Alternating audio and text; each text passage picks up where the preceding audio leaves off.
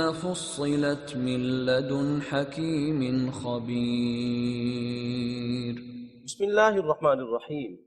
اللہم صلی علی سیدنا مولانا محمد وعلی آلہ وصحبہ وبارک وسلم. السلام علیکم ورحمۃ اللہ وبرکاتہ. انتہائی محترم و مکرم ناظرین، ARYQ TV پر قرآن و حدیث کے ترجمہ و تفسیر پر مبنی پروگرام حکمت قرآن میں میں ہوں آپ کا میزبان قاری محمد یونس قادری. الحمدللہ الکبی ٹاؤن کے تعاون سے ARYQ TV کے اشتراک سے یہ پروگرام پیش خدمت کیا جاتا ہے. ارشاد ربانی ہے سورہ بنی اسرائیل کے اندر رب کائنات نے قرآن پاک کی حقانیت کا ذکر کرتے ہوئے فرمایا قل لا ان اجتمعت الانس والجن علی ان یأتوا بمثل هذا القرآن لا یأتون بمثلہ ولو کان بعضهم لبعض ظہیرا. ارشاد ربانی ہے اور آیت نمبر 88 ہے. رب کائنات نے ایک چیلنج کیا، فرمایا اے حبیب آپ لب یوحا سے یہ اعلان فرما دیں کہ تمام انسان اور جن جمع ہو جائیں اس قرآن کی مثل لانے پر. فرمایا لا یاتون بمثلی، وہ اس قرآن کی مثل نہیں لا سکتے. ولو کان بعضهم لبعض ظہیرا، اگرچہ وہ ایک دوسرے کی مدد ہی کیوں نہ کر لیں. پھر رب کائنات نے اس پورے قرآن کی مثل کی بات کی. پھر اللہ جل مجدہ نے چیلنج میں تخفیف کرتے ہوئے فرمایا، اور سورہ بنی اسرائیل کے بعد رب کائنات نے سورہ ہود کے اندر آیت نمبر 13 کے اندر 12واں پارہ ہے اور پہلے صفحے کے اندر رب کائنات نے پہلے کہا کہ اس قرآن کی مثل لے کے آؤ. پھر رب کائنات نے چیلنج میں تخفیف کرتے ہوئے فرمایا قل فأتوا بعشر سور مثلی. فرمایا اگر پورا قرآن نہیں لا سکتے تو 10 صورتیں لے آؤ. 10 صورتیں بھی نہ لا سکے تو پھر رب کائنات نے اس کو اور تخفیف کی. سورہ بقرہ کے اندر فرمایا وَإِن كُنتُمْ فِي رَيْبٍ مِّمَّا نَزَّلْنَا عَلَىٰ عَبْدِنَا فَأْتُوا بِسُورَةٍ مِّن مِّثْلِهِ وَادْعُوا شُهَدَاءَكُم مِّن دُونِ اللَّهِ إِن كُنتُمْ صَادِقِينَ. فرمایا اگر تمہیں کچھ شک ہو کہ اس میں جو نازل کیا ہم نے اپنی خاص بندے پر، فرمایا اگر تمہیں شک ہے تو اس کی مثل لے آؤ کوئی ایک صورت. اللہ کے سوا اپنے حمایتیوں کو بلا لاؤ اگر تم سچے ہو. اور اسی کا ذکر اسی انداز سے رب کائنات نے سورہ یونس کی آیت نمبر 38 کے اندر فرمایا کہ یہاں فرمایا کہ فَأْتُوا بِسُورَةٍ مِّثْلِهِ. فرمایا اس کی مثل ایک صورت ہی لے آؤ. اور یہ مقابلہ بھی نہ کر سکے چیلنج کا تو پھر رب کائنات نے تخفیف کی انتہا کر دی. سورہ طور کی آیت نمبر 34 میں فرمایا فَلْيَأْتُوا بِحَدِيثٍ مِّثْلِهِ. فرمایا اس کی مثل ایک آیت ہی لے آؤ، اور وہ نہیں لا سکے. یہ قرآن پاک کی حقانیت اور عظمت ہے. الحمدللہ ہمارے اس پروگرام میں جن سے ہم بہت کچھ سیکھتے ہیں، قرآن و حدیث کا نور حاصل کرتے ہیں، اپنے قلب و روح کو منور کرتے ہیں. عالم اسلام کی عظیم علمی روحانی مذہبی اسکالر شخصیت مفکر اسلام حضرت علامہ پیر سید ریاض حسن شاہ صاحب قبلہ ہمارے ساتھ ہوتے ہیں. السلام علیکم ورحمۃ اللہ وبرکاتہ. وعلیکم السلام ورحمۃ اللہ. حضور آپ کا خیر مقدم ہے جی. الحمدللہ اللہ آپ کو خوش رکھے. حضور آپ کی اجازت سے الحمدللہ آج سورہ بقرہ کا چوتھا رکوع شروع ہو رہا ہے اور آیت نمبر 30 ہم تلاوت کریں گے آپ کی اجازت سے. ارشاد ربانی ہے آیت نمبر 30 ہے. خالق کائنات نے ارشاد فرمایا وَإِذْ قَالَ رَبُّكَ لِلْمَلَائِكَةِ إِنِّي جَاعِلٌ فِي الْأَرْضِ خَلِيفَةً قَالُوا أَتَجْعَلُ فِيهَا مَن يُفْسِدُ فِيهَا وَيُسْفِكُ الدِّمَاءَ وَنَحْنُ نُسَبِّحُ بِحَمْدِكَ وَنُقَدِّسُ لَكَ قَالَ إِنِّي أَعْلَمُ مَا لَا تَعْلَمُونَ. ترجمہ پیش خدمت ہے اور جب آپ کے رب نے فرشتوں سے فرمایا میں زمین میں اپنا نائب مقرر کرنے والا ہوں، وہ عرض کرنے لگے کیا اس میں آپ ایسے کو خلیفہ بناؤ گے جو فساد مچائے گا، خون ریزیاں کرے گا، اور ہم آپ کی حمد کے ساتھ تسبیح اور آپ کے لیے تقدیس تو کر ہی رہے ہیں. فرمایا بے شک میں جانتا ہوں جو تم نہیں جانتے. ناظرین کرام الحمدللہ اس پہ بات کرتے ہیں. حضور قبلہ شاہ صاحب کی بارگاہ میں حاضر ہوتے ہیں. قبلہ شاہ صاحب قرآن مجید کی ترتیب اور احکام کی تدوین ایک روحانی اور منطقی ایک انداز ہے الحمدللہ. میں چاہوں گا کہ اس آیت مقدسہ کا پچھلی آیات کے ساتھ کیا ربط ہے، سب سے پہلے اس پہ روشنی عطا فرمائیں. اللہ تعالیٰ کی پاک بارگاہ میں دعا. اللہ تعالیٰ ہمارے لیے قرآنی علوم کے دریچے اور ابواب کشادہ فرمائے. آمین. ہمارے ناظرین آپ ہم سب کو اللہ تعالیٰ سچی طلب اور سچی لگن نصیب فرمائے. آمین. محترم قاری صاحب، ہم نے اس سے پہلے سورہ بقرہ کے 3 رکوع جی پڑھے ہیں. مطالعہ کی ان میں جو پہلا رکوع تھا وہ ایمان اور ایمان کے تقاضوں جی پر مشتمل تھا، بالکل ٹھیک. اور وہ لوگ جو ایمانی آماجگاہوں کے خلاف چلتے ہیں ان کا بھی ہلکا سا ذکر تھا. ہوا بالکل. دوسرا رکوع منافقین اور مفاد پرست لوگ جی جی جس طرح علم کے صوتوں سے دور رہتے ہیں، ٹھیک. تفصیل کے ساتھ اس موضوع پر گفتگو ہوئی تھی. بے شک. تیسرے رکوع میں عبادت اور دستور اسلام کی بات کی گئی تھی، قرآن حکیم کے اعجاز اور معجزہ ہونے کی بات سبحان اللہ. کی گئی تھی. بے شک. لیکن ساتھ ہی اس رکوع میں ایک میثاق کا ذکر ہوا تھا، اور آپ دیکھیں گے یہ چوتھا رکوع جو ہے ٹھیک. یہ انہی تین باتوں کو سامنے رکھ کے خلافت اور خلافت کی تاریخ لے کر کے جی انسانیت کی اصلاح کی خاطر ان کی طرف سبحان اللہ. بڑھ رہا ہے. بے شک. محترم قاری صاحب، یقیناً ہمارے ناظرین کو یہ بات یاد ہوگی جی کہ تینوں رکوعوں کے اندر کچھ چیزوں کو ٹارگٹ کیا تھا قرآن حکیم نے. اللہ اکبر. مثلا فساد نہ کرو، لا تفسدوا فی الارض، بے شک. بے شک. اور اسی طرح جو مفسدین ہیں ان کی علامات بتائی گئی تھی. محترم، اب مسئلہ یہ تھا کہ فساد کو روکا کس طرح جائے. اللہ اکبر. واہ واہ.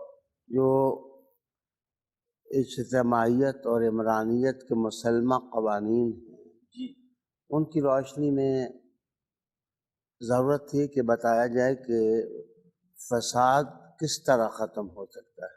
بالکل ٹھیک. تو اس رکوع کے اندر بات آدم علیہ السلام سے شروع کی گئی اور ان کی خلافت اور فضیلت ٹھیک. کا ذکر کیا گیا، صحیح. اور ساتھ ہی فساد کو ٹارگٹ کیا گیا جی کہ جو اندیشے تاریخ انسانیت کی آفرینش کے وقت اللہ اکبر. پائے جاتے تھے، ٹھیک. اللہ رب العالمین نے کہا کہ یہ سب جو اہداف روحانی عمرانی ہیں جی جی یہ اسی صورت میں حاصل ہو سکتے ہیں کہ زمین پر خلافت کا نظام اللہ اکبر. قائم کر دیا جائے. تو آپ نظام خلافت کا در و بست قاری قرآن کے سامنے لانے کے لیے جی اور اس کا حسن لوگوں کے سامنے لانے کے لیے ضروری تھا کہ اس کی تاریخ بتائی جائے. اللہ اکبر. اس لیے جو آیت ہم نے پڑھی سبحان اللہ. اب اس میں خلافت کی بات کی جاتی ہے، جی فضیلت خلافت کی بات بتائی جاتی ہے، سبحان اللہ. خلافت کے تقاضے بتائے جا رہے ہیں، بالکل ٹھیک. اور حضرت آدم علیہ السلام نے جس طرح جنت میں 3000 سال رہنے کے بعد اللہ اکبر. زمین پر جس وقت ان کا حبوط ہوا تو جس طرح آپ نے اللہ تعالیٰ کی رہبری اور رہنمائی میں کام شروع کیا، تو یہ ہے وہ بات سبحان اللہ. جو اس آیت میں ٹھیک. اٹھائی گئی ہے اور سبحان اباری گئی ہے. کیا کیا ہے. سبحان اللہ. جی قبلہ شاہ صاحب، یہاں پہ وَإِذْ قَالَ رَبُّكَ لِلْمَلَائِكَةِ إِنِّي جَاعِلٌ فِي الْأَرْضِ خلیفہ، جتنے آپ کے دروس ہم نے لیے الحمدللہ، یہاں خلیفہ کا لفظ پہلی مرتبہ استعمال ہوا ہے. میں چاہوں گا اس کے معانی پہ بھی ذرا روشنی عطا فرمائیے. محترم، اس لفظ کا مادہ جی خا، لام اور فا ہے. ٹھیک. اس کے مختلف اشتقاقات ہیں جی اور استعمالات ہیں، ٹھیک. لیکن اس کا لغوی معنی ہوتا ہے جی کسی چیز کو پیچھے کرنا یا کسی چیز کے پیچھے ہونا. ٹھیک. مثلا آپ کو میں قرآن مجید کی ایک آیت کا بسم اللہ. حوالہ دوں گا بسم اللہ۔ ارشاد باری ہے کہ وَهُوَ الَّذِي جَعَلَ اللَّيْلَ وَالنَّهَارَ خِلْفَةً، اللہ اکبر، وہ ذات جس نے رات اور دن کو آگے پیچھے آگے پیچھے، واہ واہ، رکھا سبحان اللہ، اور وقت کا نظام ٹھیک اس کے ساتھ قافلہ انسانیت کو عطا کیا۔ ٹھیک، کبھی کبھار ایسے بھی ہوتا ہے کہ یہ لائق قیادت کے لیے استعمال نہیں ہوتا یہ لفظ، ٹھیک، پیچھے ہونا یعنی بیک ہونا، اس معنی میں بھی قرآن حکیم نے استعمال کیا۔ مثلا ارشاد باری ہے فَخَلَفَ مِن بَعْدِهِمْ خَلْفٌ، پھر ان کے بعد ایسے نالائق لوگ ان کے جانشین ہوئے۔ اللہ اکبر، اللہ، اور ایک تیسری جہت آپ کے سامنے لاؤں گا کہ اخلاف کا معنی وعدہ خلافی بھی ہوتا ہے، لیکن قرآن حکیم میں خصوصاً اس آیت کے اندر جانشینی کے معنوں میں یہ لفظ استعمال ہوا ہے۔ ٹھیک، محترم انی جاعل فی الارض خلیفہ، خلیفہ، ٹھیک، یہاں ایک دلچسپ بات میں عرض کروں گا کہ خطاب جو ہے وہ تو رسول اللہ علیہ السلام کو ہے، اللہ اکبر، وَإِذْ قَالَ رَبُّكَ، رب کا، واہ واہ، جب کہا آپ کے پروردگار نے، ٹھیک ہے، جب کہا آپ کے پالن ہار نے، اللہ اکبر، جب کہا آپ کے رب نے۔ جی، تو یہاں یہ جو خطاب کی ضمیر ہے، تمام مفسرین کا اس بات پر اجماع ہے کہ یہ رسول کریم صلی اللہ علیہ وآلہ وسلم کے لیے ہے۔ ٹھیک ہے، تو تھوڑی دیر جو قرآن پڑھنے والا ہے اس کو ڈوبنا ہوگا کہ بات پرانی کی جا رہی ہے واہ واہ، لیکن زمانہ رسول میں کی جا رہی ہے۔ سبحان اللہ، اور پھر مفسرین نے کہا کہ جہاں وَإِذْ قَالَ میں از اور اذا آ جائے جی، وہاں اذکر محذوف ہوتا معذوف ہے ہوتا، ٹھیک، اور معنی یہ کیا جائے اور یاد کرو۔ ٹھیک ہے، بڑا جمالیاتی سا ایک منظر ہے سبحان جو اللہ، قرآن مجید سامنے لا رہا ہے کہ رب اپنے محبوب صلی اللہ علیہ وآلہ وسلم کو مخاطب کر کے ارشاد فرماتا ہے وَإِذْ قَالَ رَبُّكَ، محبوب یاد کرو اس منظر کو جب تیرے رب نے کہا واہ واہ واہ، انی جاعل فی الارض خلیفہ، کہ میں بنانے والا ہوں زمین میں خلیفہ، نائب یا جانشین۔ ٹھیک، محترم قاری صاحب، یہاں وہ مفسرین سبحان اللہ، انتہائی محبت کے لائق ہیں جنہوں نے معنی کرتے ہوئے اس طرف اشارہ کیا ہے کہ اصل بات خلافت عظمیٰ کی جا رہی ہے، اللہ اکبر، اور خلافت عظمیٰ کا تاج اللہ نے محمد صلی اللہ علیہ وآلہ وسلم کے سر پر رکھا، سبحان اللہ، اور جو خلیفہ اعظم ہے اللہ بات تو اس سے کی جا رہی ہے۔ واہ واہ، اور جب بات خلافت عظمیٰ کی جا رہی ہے، مخاطب بھی رسول کریم صلی اللہ علیہ وسلم ہے اور خطاب کرنے والا اللہ ہے، تو ضروری تھا کہ لوگوں کے سامنے اس خلافت کی تاریخ رکھی جاتی کیا بات، کہ اس کا قوام کیسے تیار ہوا، واہ واہ، یہ شروع کیسے ہوئی، آدم علیہ السلام نے کام کیسے شروع کیا، پھر اس کے بعد تسلسل ہے نوح علیہ السلام اور پھر ہود، شعیب علیہ السلام، پھر اس کے بعد ابراہیم علیہ السلام کی نسل اللہ، اور پھر ان کی اولاد۔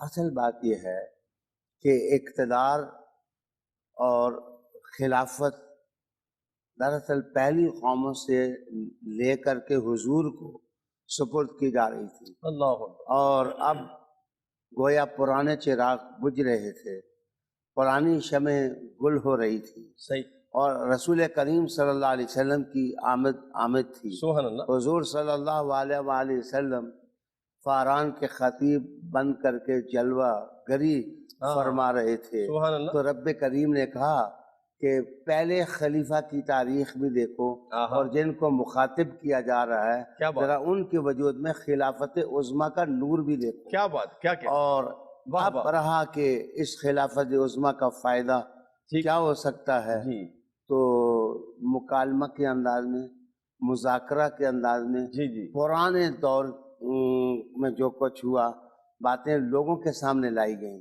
سبحان اللہ۔ تاکہ لوگوں کو پتہ چل جائے کہ فساد کرنے کی ضرورت نہیں ہے، حضور کی خلافت کو تسلیم کرنے واہ کی واہ واہ، کیا ضرورت بات، ہے۔ سبحان اللہ۔ ناظرین کرام، کیا خوبصورت جمالیاتی انداز ہوتا ہے حضرت قبلہ پیر صاحب کا کہ دیکھیں نا، اذ قال ربک فرمایا ہے، یاد کرو، جس طرح قرآن کا انداز دیکھیں، جس طرح فرمایا علم ترى کیفا، جس طرح فرمایا علم نشرح، یعنی ایسے لگ رہا ہے ہر چیز کائنات کی جو بن رہی ہے، جو اس کائنات میں ہو چکا ہے نگاہ مصطفیٰ میں ہے۔ ناظرین کرام ہمارے ساتھ رہیے، ملاقات کرتے ہیں ایک وقفے کے بعد۔ ناظرین کرام آپ کا خیر مقدم ہے اور حکمت قرآن پروگرام میں آپ شامل ہیں، اور ہماری خوش بختی ہے کہ قبلہ شاہ صاحب ہمارے ساتھ ہیں اور کیا خوبصورت گفتگو چل رہی ہے۔ شاہ صاحب، میرا اگلا سوال آپ کی خدمت عالیہ میں یہ ہے کہ حضرت انسان رب کائنات نے جس کو بڑی کرامت عطا فرمائی ہے، تو آدم علیہ السلام پہلے انسان ہیں جنہیں رب کائنات نے خلافت کا تاج عطا فرمایا اور نبوت کی رحمت و نعمت سے نوازا ہے۔ میں چاہوں گا اس پہ ذرا روشنی ڈالیے گا۔ محترم، اللہ تعالیٰ آپ کے کلام کو بالا فرمائے، آمین آمین عزتیں عطا کرے، ہمارے ناظرین کی جوہلیاں بھی اللہ آمین اپنی آمین رحمت اور اپنے نور سے بھرے۔ آمین آمین۔ میں عرض کرنا چاہوں گا کہ حضرت آدم علیہ السلام کے انسان اول ہونے کی بات آپ نے کی ہے۔ جی اس باب میں پہلے تو میں آدم علیہ السلام کے بارے میں عرض کروں کہ آدم علیہ السلام جب ان کی تخلیق ہوئی اور جامع تخلیق ان کو پہنا دیا گیا، تو پہلا نام آدم نہیں تھا، عیش نام رکھا گیا تھا۔ اللہ اکبر۔ اور یہ ایسا لفظ ہے جس واہ وقت اس کے معنی پر کیا بات۔ میں نے غور کیا تو ہماری لغت کی کتابوں میں تاج العروس جو ہے اس کا بڑا مقام ہے۔ جی وہ الفاظ اور کلمات کو کھنگالتا ہے۔ کیا زبیدی بات۔ حنفی واہ واہ واہ، وہ لکھتے ہیں کہ اس لفظ کا معنی ہے خوبصورت انسان۔ سبحان اللہ سبحان اللہ۔ تو آدم علیہ السلام کی جس وقت تخلیق ہوئی، جلوہ گری ہوئی، تو جو صورت آدم علیہ السلام کو دی گئی، عالم ارواح میں جن کو پہچان تھی ان کو پہچان تو تھی، لیکن مٹی اور طین کے قوام کے ساتھ جس وقت یہ تصویر بنی تو یہ تصویر اول تھی۔ ہاں ہاں ہاں، واہ تو واہ، اس تصویر اول کو جو نام دیا گیا کیا بات، وہ خوبصورت انسان کا کیا بات ہے، کیا نام دیا گیا۔ آپ کے اچھا شاہ جی قبلہ، یہ جو آپ نے پہلا جو نام بتایا تھا عیش، یہ ناظرین کے لیے اور میرے لیے بھی، یہ حمزہ سے ہے عین سے ہے شروع، کس طرح ہوتا ہے؟ جناب نہیں، عین سے نہیں ہے، الف سے، الف حمزہ، سے، ٹھیک ہے، حمزہ بالکل سے۔ ٹھیک، بہت شکریہ بہت شکریہ۔ پھر میں عرض کروں کہ اس کا دوسرا نام ٹھیک، بہت ہی خوبصورت معنی سبحان اللہ۔ اس کا نقل کیا، وہ ہوتا ہے کہ سادہ انسان جس کی طبیعت جو ہے وہ سلیس ہو کیا بات، اور وہ دوسروں کی بات مان لینے والا ہو، وہ ضدی نہ ہو، اس کے لیے یہ لفظ استعمال ہوتا ہے۔ ٹھیک، بالکل ٹھیک، آپ کی طبیعت میں جو وہ سادگی اور قبولیت تھی اللہ اکبر، اس کی طرف اس نام میں اشارہ کیا گیا۔ اور اگر آدم علیہ السلام نام ہو تو آدم کا معنی عظیم سے یا ادیمہ سے یہ لفظ ماخوذ ہے۔ واہ واہ واہ، تو زمین کا جو ظاہری رنگ ہوتا ہے اس کے لیے یہ لفظ استعمال ہوتا ہے۔ ٹھیک، تو کہتے ہیں آدم علیہ السلام کا رنگ گندمی تھا، اللہ، تو اس وجہ سے ان کو آدم کہہ دیا گیا۔ اور ایک لغت میں نے اس کا معنی گورا رنگ بھی پڑھا ہے۔ واہ واہ، آدم علیہ السلام کی کنیت جیسے کہ میں نے عرض کیا ابو البشر تھی، جی بالکل، اور ایک کنیت آپ کی ابو محمد تھی، اللہ، یعنی حضرت محمد صلی اللہ علیہ وآلہ وسلم کے جد اعلیٰ۔ واہ واہ واہ، یہ لطافت کے لیے عرض کرنے لگا ہوں بسم اللہ بسم کہ اللہ، اگر پورے پاکستان کا کوئی سربراہ ہو جی، تو اس کو کہہ دیا جاتا ہے کہ وہ اسلام آباد کا سربراہ ہے، حالانکہ اسلام آباد تو ایک چھوٹا سا شہر ہے، ٹھیک، تو اس سے مراد ہے پورے وطن کا وہ سربراہ ہے، لیکن نام اہم جگہ کا لیا جاتا ہے۔ تو یہ کنیت ابو محمد اس لیے رکھی کہ اولاد تو آدم کی سبھی ہیں، ہاں ہاں ہاں، واہ، لیکن اولاد میں جو حسن، جو جمال، جو کشش، اور آنکھوں میں جو نرگسیت، کیا جو بات، وقار، جو ہیبت، واہ واہ، جو جناب رسالت میں آپ صلی اللہ علیہ وسلم کی رات میں مقناطیسیت، کیا بات، یہ ساری چیزیں جو اللہ نے حضرت محمد صلی اللہ علیہ وآلہ وسلم میں رکھی، کسی اور میں نہیں رکھی۔ واہ واہ، اس لیے آدم کو آدم ہونے کے ناطے جی، جناب پہچانا جاتا ہے، لیکن کیا بات، زیادہ ان کو حضرت محمد صلی اللہ علیہ وسلم کیا کی بات، نسبت جو ہے واہ واہ۔ وہ ان کے لیے جناب شاہ استعمال صاحب کی قبلہ، یہ جاتی تو وہی بات ہوئی جس طرح اللہ پاک نے فرمایا تھا نا، فلا وربکا، تو ہاں اے حبیب تیرے رب کی قسم ہے، رب تو وہ سب کا ہے، تو جو مزہ رب محمد میں ہے وہ دوسرے، وہ تو ہے سب کا رب ہے، تو یہ ابو البشر کیا خوبصورت نقطہ عطا فرمایا، سبحان اللہ۔ سبحان اللہ، سبحان اللہ۔ تو شاہ صاحب قبلہ، میں چاہوں گا اس آیت کی مقصدیت کا جو چراغاں ہے وہ ایک پڑھنے والا کس طرح محسوس کر سکتا ہے، میں چاہتا ہوں اس کی روشنی بھی ہمیں عطا فرمائیے گا جی۔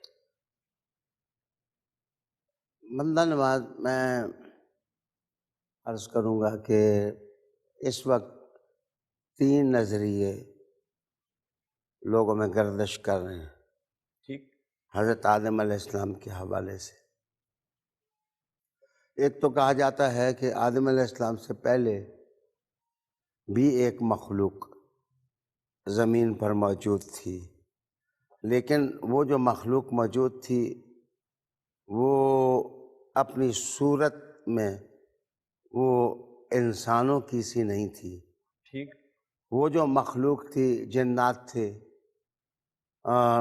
ڈائناسور قسم کی چیزیں دنیا میں پائی جاتی تھیں، اور لڑائی جھگڑا فساد یہی سب کچھ اس زمین پر ہو رہا تھا۔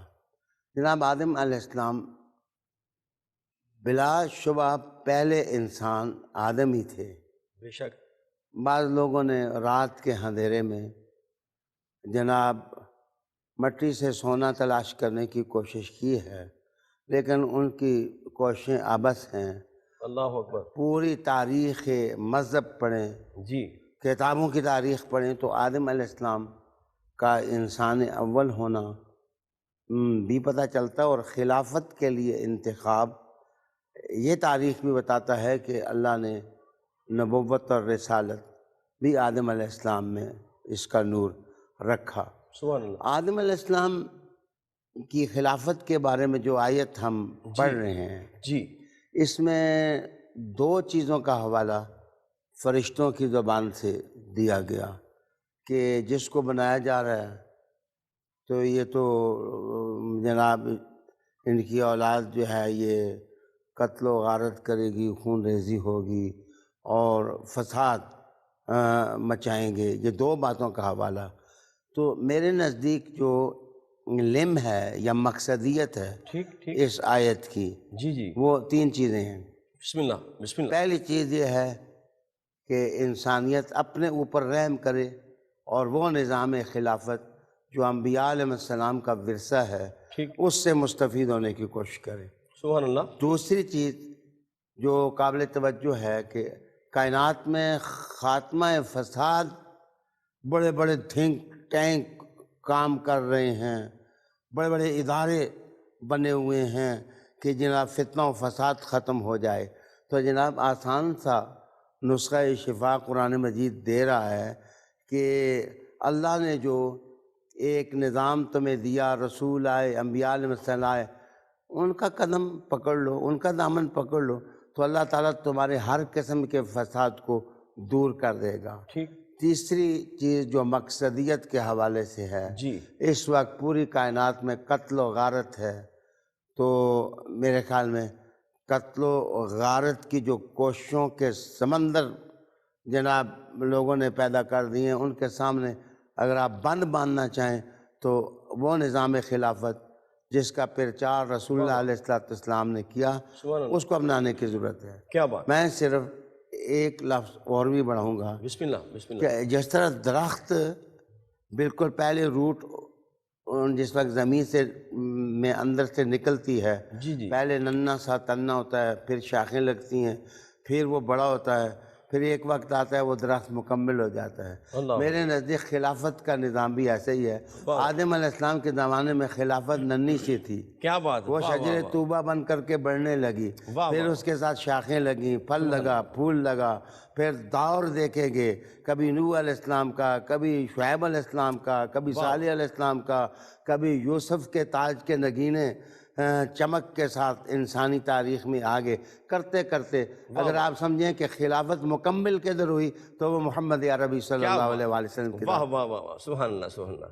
ناظرین کرام، کیا خوبصورت خلافت کا حسین منظر پیش کیا ہے کہ کہاں سے چلی اور پھر خلافت عظمیٰ سرکار دو عالم کے سر پر رب کائنات سجائی ہے۔ ہمارے ساتھ رہیں، ملاقات کرتے ہیں ایک وقفے۔ جی ناظرین کرام، آپ کا خیر مقدم ہے، حکمت قرآن پروگرام میں آپ شامل ہیں۔ شاہ صاحب قبلہ ہمارے ساتھ ہیں۔ اللہ پاک نے ہمیں بہت بڑا شرف عطا فرمایا کہ شاہ صاحب قبلہ سے ہم قرآن و حدیث کا نور حاصل کرتے ہیں اور ہمارے قلب و روح جو ہیں وہ معطر ہو جاتے ہیں۔ شاہ صاحب قبلہ، میرا اگلا سوال آپ کی خدمت عالیہ میں یہ ہے کہ جب رب کائنات نے فرمایا کہ میں خلیفہ بنانے لگا ہوں تو فرشتوں نے آگے سے کہا یہ تو خون ریزی کرے گا، ہم تیری تسبیح کرنے والے ہیں۔ یہ جو علم الملائکہ ہے کہ انہوں نے یہ، میں چاہتا ہوں اس پہ ذرا کچھ موتی عطا فرمائیے کہ انہیں کیسے پہلے پتہ چل گیا؟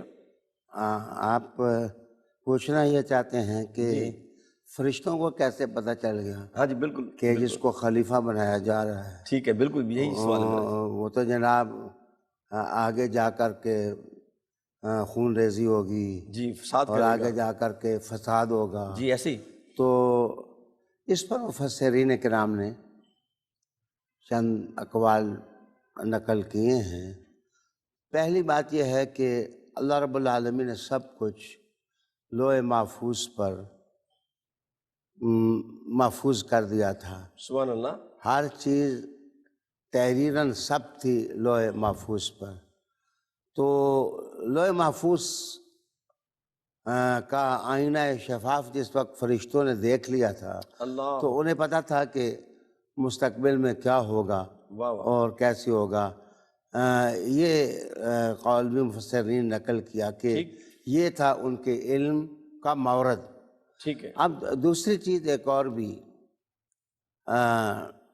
کہی جاتی ہے، اصل میں فرشتوں نے آدم علیہ السلام سے پہلے کے حالات زمین پر جو تھے وہ دیکھ لیے تھے اللہ اکبر، کہ جنات آپس میں لڑ رہے ہیں، سرکشیاں کر رہے ہیں، ڈٹائیاں کر رہے ہیں، لڑائی جھگڑے ہو رہے ہیں۔ تو فرشتوں نے کہا کہ اے مولا کریم کہ جن کو تو نے کوئی اختیار بھی نہیں دیا تھا جی وہ تو لڑ لڑ کے مرے، اب جب اختیار کا تاج تو واہ واہ واہ، اس تخلیق نو کے سر پر رکھے گا تو اندیشہ یہ ہے کہ پہلے سے بھی فساد زیادہ بڑھ جائے گا اور خون ریزیاں ہونے لگ جائیں گی۔ یہ دوسرا قول ہے جو کہا گیا۔ ٹھیک، تیسری چیز بھی خصوصاً ابن خلدون نے ایک جگہ اس کی طرف اشارہ کیا کہ اصل بات یہ ہے کہ اختیار خلافت کسی کے سپرد کرنا اور مفوض کرنا اس کو بذات خود یہ سمجھ آتی ہے کہ اللہ تو یہ ہے نہیں، اللہ کا یہ بندہ ہے۔ جی اور یہ جس وقت اختیار کو استعمال کرے گا تو کامل یقین یہ ہے کہ اختیار کے ہاتھوں فساد بھی ہوگا اور خون ریزی بھی ہوگی۔ اللہ اللہ، یہ قول بھی نقل کیا۔ ٹھیک، قاری صاحب ایک اور بسم قول اللہ، بھی مفسرین نے شاہ صاحب، نقل کیا کہ اصل بات یہ ہے کہ خصلتیں جو تخلیق نو میں رکھی گئی تھیں ان کا مشاہدہ جو ہیں وہ فرشتے کر رہے تھے، ٹھیک، اور وہ یہ تھی کہ جس میں جذبہ ایثار رکھا جا رہا ہے تو مٹی میں انتقام بھی رکھا جا رہا ہے، اگر اس میں غضب رکھا جا رہا ہے تو اس میں رحمت بھی رکھی جا رہی ہے، واہ واہ واہ، اگر حرص رکھی جا رہی ہے تو طمع بھی رکھی جا رہی ہے۔ تو فرشتوں نے کہا کہ اس قسم کی خصلتیں جس مخلوق میں ہوں گی، ظاہر ہے غضب جو ہے وہ رحم سے ٹکرائے گا، انتقام جو ہے وہ ایثار سے ٹکرائے گا، واہ واہ، تو لا محالہ اس کا نتیجہ جو ہے وہ فساد نکلے گا تصادم، اور ٹھیک خون ریزی ہوگی۔ ٹھیک، یہ 4-5 اقوال ہیں اللہ اکبر، جو مفسرین نے نقل کیا کیے۔ بات۔ ناظرین اکرام، یہ سوال میں نے اس لیے رکھا ہے حضور قبلہ پیر صاحب کے سامنے کہ میں نے اس آیت کریمہ پہ کئی تفسیریں میں نے بھی دیکھی۔ کسی شخص نے یہ بات نہیں کی کہ ملائکہ کے علم کے پاس علم نہیں تھا۔ اچھا، ملائکہ کے علم کا کوئی بھی انکار نہیں کرتا، لیکن عجیب بات ہے امتی ہو کہ وہ کہتا ہے نبی کو علم نہیں ہے۔ ملائکہ تو وہ ہے جو میرے آقا کے غلام ہیں اور آقا کی بارگاہ میں ہاتھ باندھے کھڑے ہیں۔ درود پڑھنے والا درود پڑھتا ہے تو ملائکہ لے کر سرکار کی بارگاہ میں نوکری پیش کرتے ہیں۔ شاہ صاحب، اس آیت کریمہ کے اندر علم ہے، تسبیح ہے، تقدیس ہے، میں جو تھوڑا تھوڑا ان پہ بھی ذرا روشنی ڈالیے گا جی۔ دیکھیں جی، میں عرض کروں گا کہ یہ اصل عنوان تو اگلی آیت کا ٹھیک، بنتا ہے، لیکن ایک بات میں عرض کر دوں کہ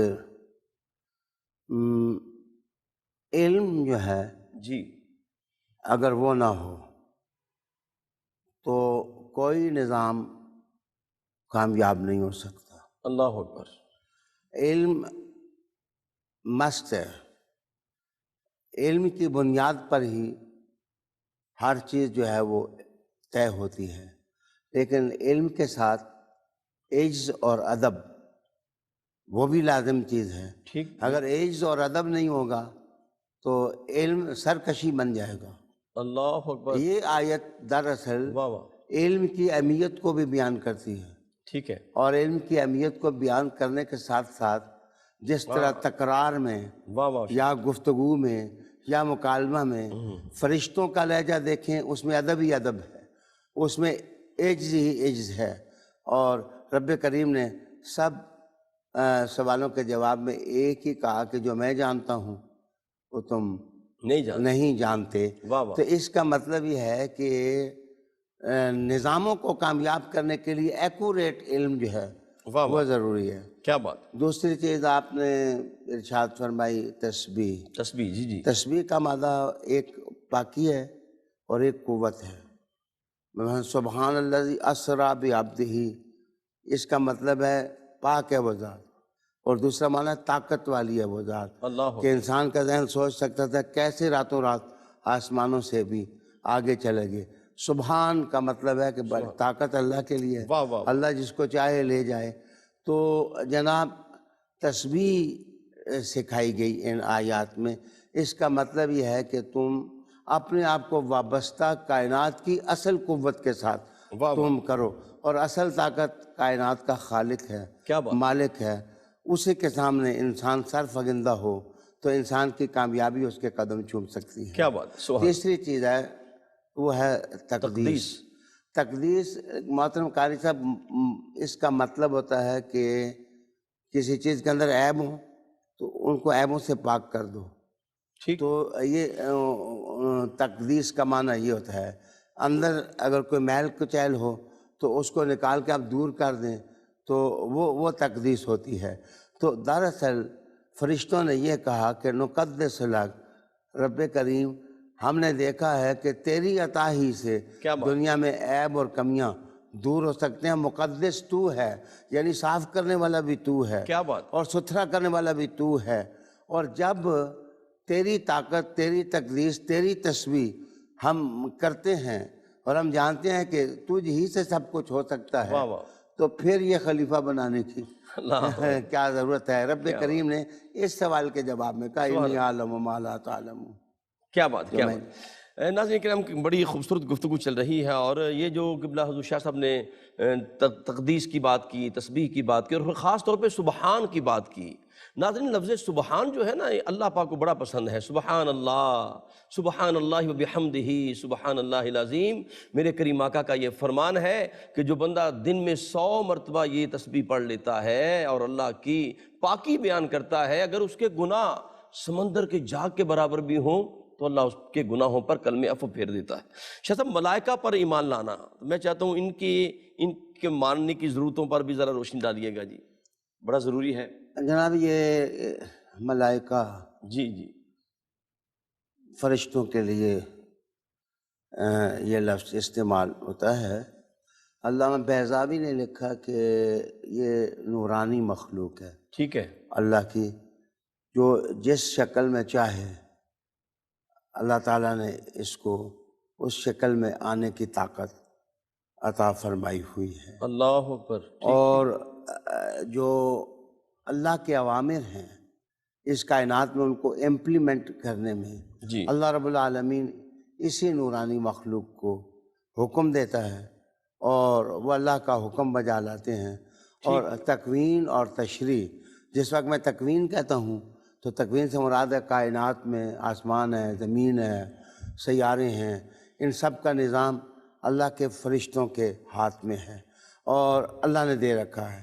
وہ اللہ کی مرضی کے خلاف سرے منہ نہیں چلتے۔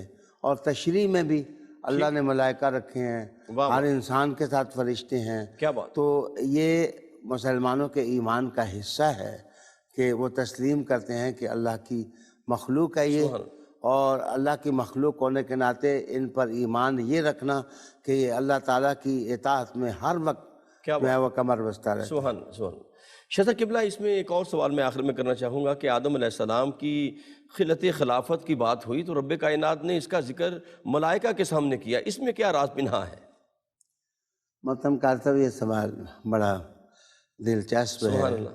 اتفاقی بات ہے کہ آج جس وقت میں فخر الدین رازی کو جی، پڑھ رہا تھا تو فخر الدین رازی لائق مفسر ہیں، ان کے جو تفسیری پیچ و تاب ہے واہ واہ، اس کا ذکر اقبال نے بھی کیا کیا ہے۔ بات، واہ واہ، تو پیچ و تاب۔ علامہ فخر الدین رازی جی، تفسیر کبیر کے اندر لکھتے ہیں کہ فرشتوں کے سامنے اللہ تعالیٰ کا یہ ذکر کہ میں خلیفہ بنانے والا ہوں، جی جی، تو یہ اظہار کس لیے تھا؟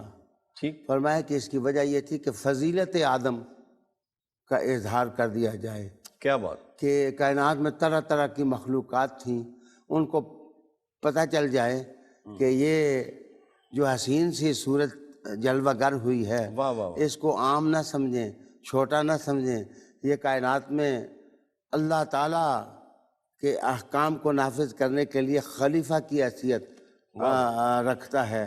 تو ان کی فضیلت ظاہر کرنے کے لیے، جی، ان کے مقام کی علو مرتبتی بیان کرنے کے لیے کیا بات، اظہار کیا گیا۔ سبحان، ایک دوسرا معنی بھی بسم اللہ، کہا گیا کہ حضرت آدم علیہ السلام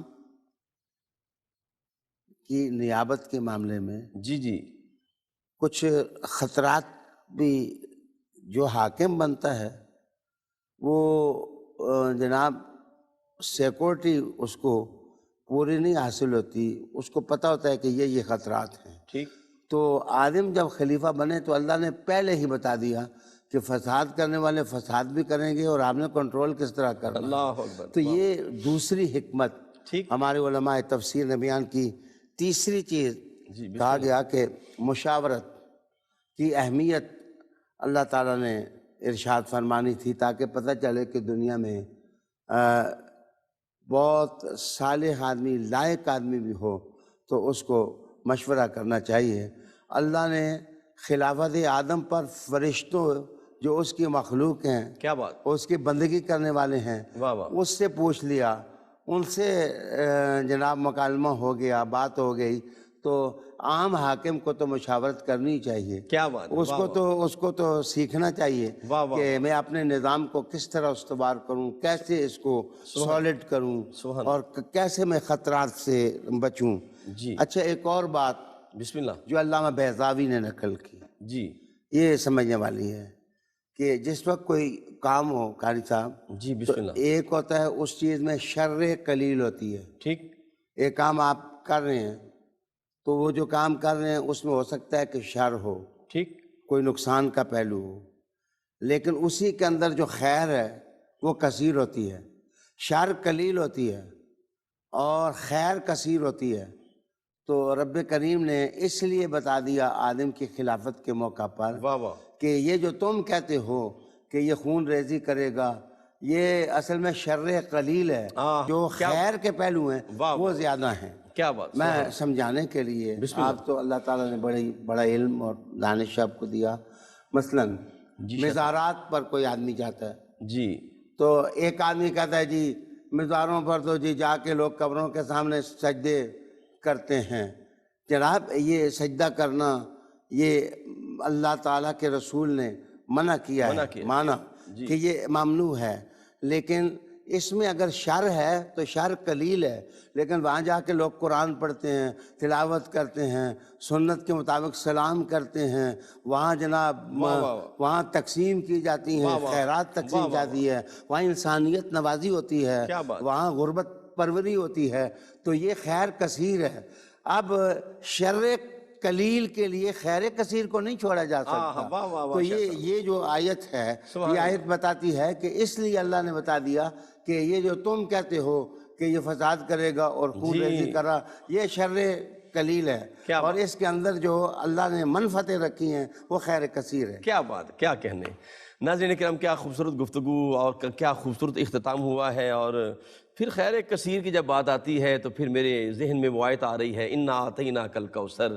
میں بہت کچھ کہنا چاہتا تھا، مگر آدم علیہ السلام کے حوالے سے ایک بات میں ضرور کروں گا کہ آدم علیہ السلام کو تفسیر روح البیان کے اندر آتا ہے کہ رب کائنات نے 700 علم عطا فرمائے تھے، 700 زبانوں پر عبور عطا فرمایا تھا، اور 1000 پیشے عطا فرمائے تھے، لیکن آپ نے کھیتی باڑی کا پیشہ منتخب فرمایا. میں آخر میں حضور قبلہ شاہ صاحب کے لیے دعا کرتے ہوئے ناظرین کی جانب سے، کیونکہ شاہ صاحب ہمیشہ ہمیں دعاؤں سے نوازتے ہیں، میں تمام ناظرین کے ساتھ مل کے دعا کرتا ہوں رب کائنات حضور قبلہ شاہ صاحب کا سایہ ہمارے سروں پہ قائم و دائم رکھے، اور یہ علم و حکمت کا دریا رواں رہے. مفسر قرآن جناب حضرت علامہ پیر سید ریاض حسن شاہ صاحب کا مشکور و ممنون ہوں. اپنے میزبان قاری محمد یونس قادری کو اجازت دیجیے. السلام علیکم ورحمۃ اللہ وبرکاتہ.